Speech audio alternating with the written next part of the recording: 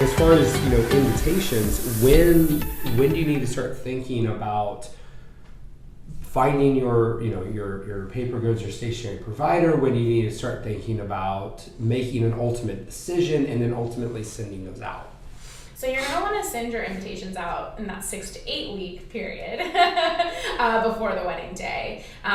So again, you can send them out a little bit earlier if you would like. I would say definitely no earlier than 10 to 12 weeks. I know people get anxious and they want to start finding out those numbers, but again, you don't want it to sit on someone's desk for weeks and then forget to respond because you gave them too much time. So 6 to 8 weeks out for that kind of formal invitation.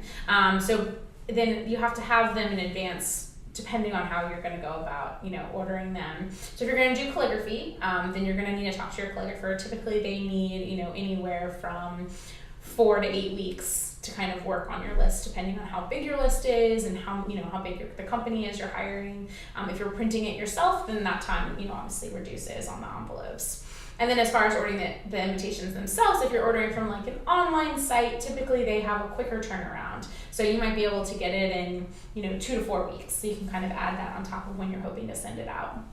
And then if you're ordering from a traditional invitation company, it depends on what type of printing services you're using. So that can make a big difference on what their turnaround times are. So for that, I would suggest actually sitting down and meeting with, a stationery company, anywhere from 6 to 8 months out. Wow. That way you go ahead and find out, if you have your heart set on a specific kind of paper or printing process, you want to make sure you allot that time. So you may not pick everything and finalize it, but at least get an idea of what their timelines look like and make sure that you are kind of lining up with that timeline. So you definitely don't want to have your heart set on something and then not be able to get it in the end just because of procrastination. You know a little bit about that, I think. Yep. So especially like if you're ordering the stationery and then you're going to send off to the calligrapher, that adds to that timeline because they're the last step there. Right. Well, and kind of piggybacking off of that. So as far as like assembling an invitation, I would have no idea where to begin. In fact, the fact that you just told me that there could be up to 7 different pieces to an invitation, all I can think of is the episode of Friends where Joey pulls out the tissue and he's like, "It's okay, I've got a tissue. It came with my invitation." I'm a '90s kid, I guess.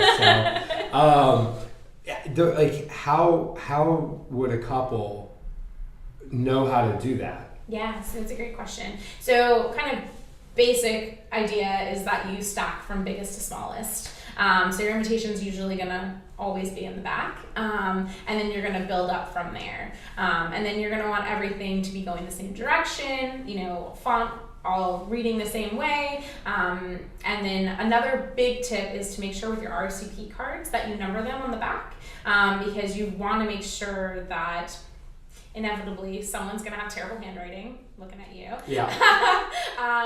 Or someone's going to fill out that they have 2 people coming and forget to put their names.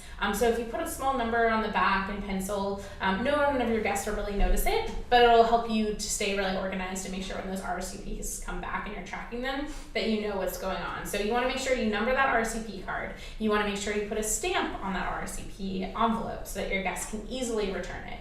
And then you'll stack them, biggest to smallest, and then load them into your envelope. Should you include a stamp? On the RCP card? Yes. Yes, for sure. And then, there's the option of having an inner envelope and an outer envelope. So if you do go with 2 envelopes, you'll load everything into your inner envelope, and then you'll load the inner envelope into the outer envelope. So there's lots and lots of pieces. Now, something to keep in mind, too, is that the more pieces you have, the higher the postage is going to be. So make sure you take a full invitation suite to the post office. If you have more than an invitation and an RCP card, you're most likely going to be more than just kind of standard stamps. So you want to make sure you kind of get that weighed before you order any stamps or send it and get everything returned to you.